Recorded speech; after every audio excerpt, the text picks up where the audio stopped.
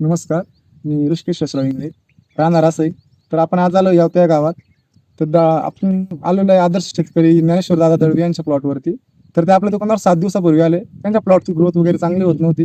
तर अरुण भाऊनी त्यांना टीनचं सीड ग्रो प्लस प्लस हे औषध दिलं. तर आपण त्यांच्याकडूनच ऐकून घेऊ तुमच्या घरात काय काय बदल झाले.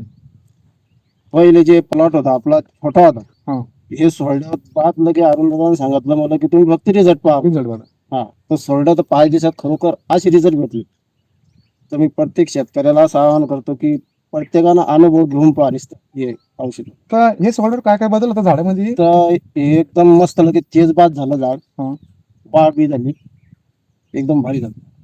तर आणखी याचा फायदा कसा आहे, याच्यामध्ये NPK बॅक्टेरिया आहे. तर जमिनीत पडलेले आपले खूप असे अन्नद्रव्य पडलेले असतात, झाड ते स्वतः घेऊ शकत नाही. आता आपण जेवायला बसतो आपण एका टायमाला भात असं नाही करू शकत. आपण सर्व गोष्टी एकदाच लागतात.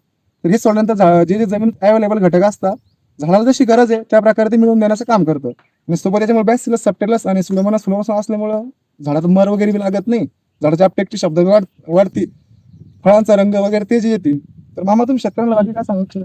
की प्रत्येक शेतकऱ्याने एकदा एकदा अनुभव घेऊन पाहायला पाहिजे. हे आपले ज्ञानेश्वर दादांचं त्यांना अनुभव चांगला आलेला आहे. असा अनुभव रिझल्ट भरपूर आले, 100%. आता असं नाही की आम्ही स्वतः यांच्या प्लॉटवर आलो, ते स्वतः दुकानावर आले, ते आम्हाला स्वतः म्हणले की आमच्या प्लॉटला एकदा व्हिजिट करा. आता त्यांचा दुसरा प्लॉट आहे खाली, त्या प्लॉटला मी ते आज दुकानात मी बॉटल सोडणार आहे. आणि रिझल्ट वगैरे चांगला असतं, मग शेतकरी बी असे जोडले जातात, रिझल्ट पण चांगले असतात. तर धन्यवाद.